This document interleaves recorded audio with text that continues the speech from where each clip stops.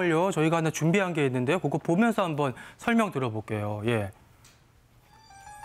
교수님, 저 어떤 상황인지 이게 공황 발작이라는 것이 뇌에서 어떤 그 좀 흥분 신호가 오게 됩니다. 그러면 심장이 벌렁벌렁 뛰고 또 과호흡을 하게 됩니다. 호흡이 잘 안 되고 또 보시게 되면 위가 이제 막 불안정하게 하고 있는데 소화가 안 되고 또 이런 것들이 여러 가지 신체 증상, 뭐 손발의 어떤 감각 이상, 마비되는 느낌 이런 것들까지 동반을 하게 되는데요. 이런 증상을 아주 다양하게 경험하는 것이 공황 발작이고 이런 것들이 반복되고 이런 것들로 인해서 일상생활에 문제가 생긴다. 네. 그것까지 오면 우리가 공황 장애라고 생각할 수 있겠습니다. 그러니까 불안한 마음 때문에 발작이 일어날 수 있고 또 그 발작 때문에 2차 사고로까지 일어날 수 있으니까 굉장히 좀 주의할 필요가 있는데 근데 발작만 가지고는 공황장애를 진단할 수 없다고 지금 말씀하셨거든요. 그러면 공황장애 진단을 위해서는 어떤 증상들이 더 필요한 건지 이것도 한번 짚어볼까요? 네, 먼저 그 공황장애 진단 기준을 좀 보면서 제가 말씀을 드리도록 하겠습니다. 혹시 여기에 나는 몇 개 정도나 해당된 적이 있었는지 한번 보시면 더 좋을 것 같고요. 네. 화면을 보시면서 체크를 해주시면 좋을 것 같습니다. 굉장히 많습니다, 사실은. 그래서 여기 지금 이제 기술되어 있는 거는 12개로 되어 있긴 한데 이제 중간에 이제 뭐 이렇게 조금 이렇게 합쳐져 있어서 좀 숫자가 13개 증상을 보시면 될 것 같고요.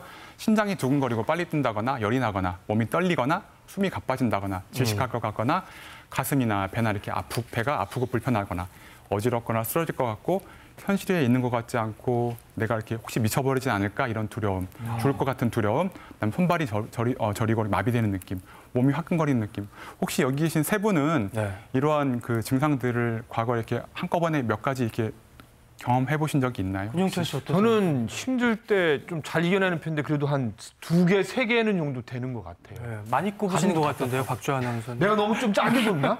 저 솔직히 말하면 저 방송 보시는 저희 어머니 놀랄 것 같아가지고 저 한 6개, 7개 오, 굉장히 경험해 본 많이. 적 있는 것 같아요. 극심한 스트레스 상황에서 지난주에도 약간 좀 제가 힘들었다고 할 때도 그러니까요. 약간 그런 증상이 좀 있었고. 저는 뭐 그냥 방송 직전에 약간 가슴이 뛰는 정도, 하나 정도? 근데 몇 개 이상이 나와야 우리가 좀 심각한 단계다라고 생각해 볼 수 있어요, 교수님?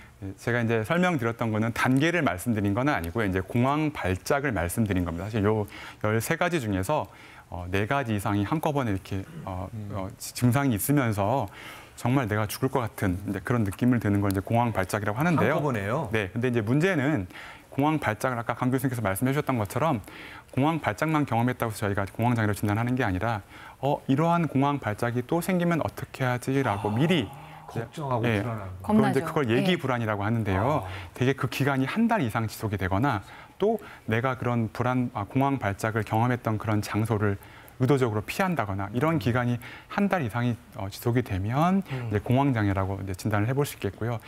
근데 이게 공황 발작이랑 유사한 그런 또 신체적인 부분들이 있는데 신체 질환적인 부분들이 있는데 갑상선 기능에 문제가 있다거나 뭐 이렇게 심폐 질환이 있는 분들도 사실 이런 공황 발작과 비슷한 증상들이 나타날 수 있기 때문에 이러한 부분으로 인한 그런 공황 발작은 아니어야 됩니다. 그리고 예전에는 그런 그 공황 발작 횟수가 진단 기준에 들어가긴 했었지만 지금은 이제 그 공황 발작 횟수가 중요하게 생각되지는 않습니다. 네.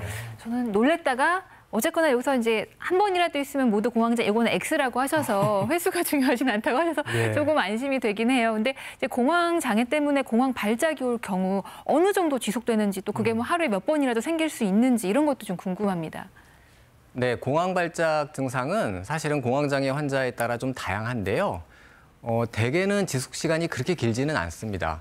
대개 공황 발작이 시작을 하면 10분 내에 피크에 달합니다. 아주 절정에 달하고 10분이 지나면 천천히 증상이 줄어들어서 한 10분, 20분 정도면 소멸되는 것이 보통인데 뭐 길어도 30분을 넘지 않습니다. 그래서 제 환자분들 중에 상당수는 응급실로 막 정말 내가 이러다가 죽거나 어떻게 되겠구나라는 생각 때문에 응급실로 막 방문을 하셔서 여러 가지 진료 보고 검사하시고 그러는 와중에 증상이 완화가 됩니다. 그래서 대개는 뭐 30분 이상 그렇게 오랫동안 증상이 지속되는 경우는 별로 없고요. 사실은 횟수는 만약에 치료가 제대로 안 되고 증상이 조절이 안 되는 경우에는 하루에 여러 번 경험하는 경우도 있습니다. 그런 경우에 상당히 고통스럽고요. 이 공황 발작 증세라는 것은 환자에게 상당한 공포감을 줍니다. 내가 어떻게 되지 않을까, 이러다가 죽거나 미치지 않을까라는 생각을 하게 되기 때문에 환자분들은 상당히 고통스러운 경험이고 또 쉽게 빠져나오지 못하는 장소, 뭐 예를 들어 뭐 비행기 아니다 이런 경우에는 환자한테 상당한 고통을 경험하게 합니다. 네. 교수님, 근데 사실은 모든 병이 생활 습관만 바꿔줘도 어느 정도 도움이 된다고 하는데 이 공황 발작 같은 경우에도 뭐 생활 습관이 나빠져서 이렇게 자주 오는 것도 있습니까? 그것 좀 알려주세요. 네네, 아주 좋은 지적이신데요. 생활 습관하고 공황 발작하고는 연관이 좀 있을 수 있습니다. 그래서 흥분이나 불안을 유발시키는 카페인을 많이 드시거나 아니면은 뭐 니코틴 들어있는 흡연을 많이 하시는 경우에 이게 뇌에 어떤 각성을 유발시키기 때문에 공황 발작이 많이 생기는 경향이 있고요. 또 알코올, 뭐 불규칙한 생활 습관, 또 수면 부족 이런 것들도 증상에 좋지 않을 수가 있습니다. 네. 근데 물론 이제 방금 말씀하신 생활 습관도 잘 지켜야겠지만 가장 중요한 치료의 시작은 이게 내 마음과 의지의 강함과 약함의 문제가 아니라 치료하고 극복해야 되는 질환이라는 거를 먼저 인식하는 거 아닐까. 이것도 중요한 포인트인 것 같습니다. 자, 다음 오해와 진실 보도록 하겠습니다. 공황장애에 잘 걸리는 사람이 따로 있다. 사실 대부분의 병이 고위험군이라고 저희가 소개를 해드리는데 여기에도 그런 분들이 해당이 되나요? 네, 그 공황장애 혹시 이렇게 성격이 좀 소심해서 내가 걸리는 건 아닌가라고 이렇게 좀 오해하시는 분들이 많은데요. 사실 공황장애 잘 걸리는 분이 따로 있는 것 같지는 않습니다. 예, 공황장애 환자분들은 이렇게 뇌에서 이렇게 감정을 조절하고 이렇게 생성해내는 그런 부분들이 있는데 특히 이렇게 그 공포 조절 회로에 이상이 있는 경우들이 많습니다. 그래서 화면으로 준비를 해봤는데요. 네. 청반액은 이렇게 이 공황장애 되게 중요한 부분이 되어 있고요. 이곳에서는 원래 노아드레날린이 이렇게 좀 분비가 되는 곳입니다. 근데 공황장애 환자분들은 이 청반액에서 노아드레날린이 과분비가 돼서 그리고 또 어릴 때 심한 그런 신체적 질환을 앓았다거나 아니면 이제 주변의 가족분 중에서 그런 그 신체 질환을 앓았던 그런 경험, 그런 기억들이 이런 불안에 대한 민감도를 높이게 되고 이러한 그 이렇게 좀 생물학적으로 좀 이렇게 취약한 분들이 애매한 신체 감각을 지나친 위험으로 해석하게 되는 그런 공포 반응을 경험하는 분들이 공황장애를 앓는 분들입니다. 네. 자, 세 번째 보겠습니다. 공황장애에 대한 오해와 진실. 심장이 두근거리면 무조건 공황장애다. 아까 진단법 보니까 그 심장 두근거리고 숨차다 뭐 이런 증상들 있더라고요. 한 교수님. 네, 심장 증상이 사실은 공황장애 때 상당히 이제 많이 동반이 되고 가슴이 벌렁벌렁 뛰고 막 가슴이 어떤 분은 아프다 그러고 숨을 쉬기가 힘들다고 하는 그런 증상들이 많이 있습니다. 그래서 이게 공황장애인지 아니면 심장질환인지 뭐 감별이 어려운 경우가 좀 있습니다. 대개는 환자분들은 사실은 응급실로 많이 달려가게 되고요. 또 응급실 아니면 뭐 심장 쪽을 보는 선생님들한테 진료를 먼저 보시고 근데 이게 왜 이렇게 안 낫고 계속 반복이 되나 뭐 이러시다가 늦게서 이제 정신건강의학과를 찾아오시는 분들이 많고요.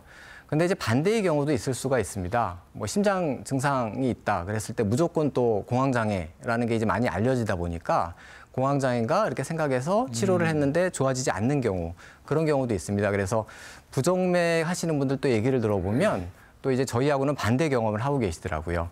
실제로는 심장질환인데 공황장애다라고 자꾸 이제 얘기를 하시는 분들도 일부 있다고 합니다. 네. 그렇기 때문에 이제 증상을 임의로 판단하면 안 되고 정확한 원인을 찾는 게 중요한데 그렇다면 이 공황장애와 부정맥 어떤 포인트로 나눠지는지 좀 살펴볼까요, 교수님?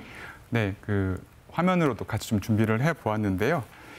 앞서 말씀드린 바와 같이 공황장애는 이렇게 좀 어떤 뭐 다 그런 건 아니지만 이렇게 좀 특정 장소에서 답답한 내가 도움받지 못할 것 같은 상황에서 공황 발작을 경험하는 경우들이 많고요. 사실은 부정맥은 특별히 그렇지는 않습니다. 뭐 상황에 관계없이 그리고 또 대개 부정맥은 시작과 끝을 이렇게 본인이 좀 느끼시는 경우들도 많고요. 또 흔히 오해하는 것 중에 하나가 사실 이렇게 의식 소실을 경험을 하게 되면 공황장애 환자분들은 의식 소실을 경험하시는 분들이 거의 없거든요. 잘 안 쓰러지네요. 네, 오히려 이렇게 그러니까 의식 소실을 경험을 했다라면 사실은 공황장애보다는 심장이라든지 신경과적인 그런 부분들을 꼭 보셔야 될 것 같은데 사실 이게 근데 어떻게 보면 이걸로 딱 감별하기는 어렵고 아까 강 교수님 말씀하셨던 것처럼 아무리 저희가 정신건강의학과 의사를 하더라도 신체적인 부분들 그런 부분들을 꼭 먼저 검사를 해볼 필요는 있을 것 같습니다. 그러니까 그 공황장애 진단을 위해서는 일단 심장이라든지 다른 기저질환이 없는 걸 먼저 확인하는 게 굉장히 중요하겠네요, 교수님. 네, 그렇습니다. 그렇군요. 네. 네. 자, 공황장애에 대한 오해와 진실 네 번째 보겠습니다.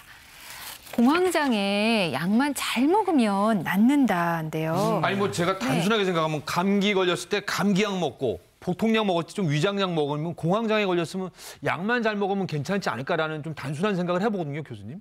정 교수님. 네, 공황장애는 상대적으로 여러 그 정신질환 중에서 비교적 치료 반응이 좋은 편인데요. 근데 공황 발작이 있을 때마다 그때그때 약을 복용하는 것이 아니라 이렇게 지속적인 치료가 필요한 그런 질환입니다.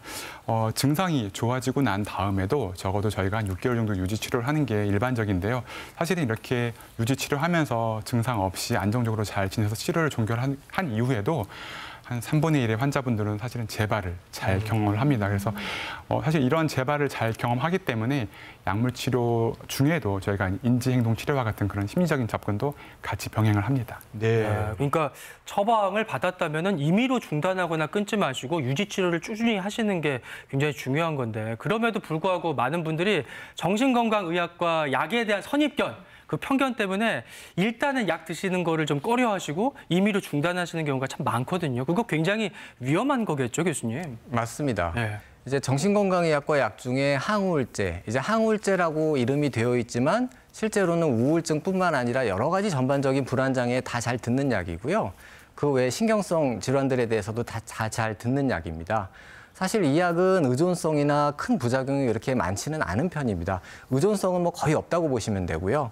실제로 이제 의존성이 있으면 환자들이 약을 쉽게 끊지를 못합니다. 뭐 의존성 때문에 약을 계속 본인이 증상에 어떤 필요가 없는데도 불구하고 계속 먹어야 되는 것이 이제 의존성인데 항우울제는 그런 약이 아닙니다. 근데 이제 그런 편견이 있어서 약을 이제 드시다 말다 하거나 아니면 조금 좋아지시면 약을 중단하는 경우가 있는데요. 그러시면 안 됩니다. 이게 이제 약을 꾸준하게 몇 주 드셔야 좋아지고 또 몇 개월을 드셔야 치료가 되고 좋아진 이후에도 최소한 6개월, 1년 이상을 이렇게 유지를 해주셔야 완치가 되기 때문에 꾸준한 치료가 중요합니다. 네. 네. 지금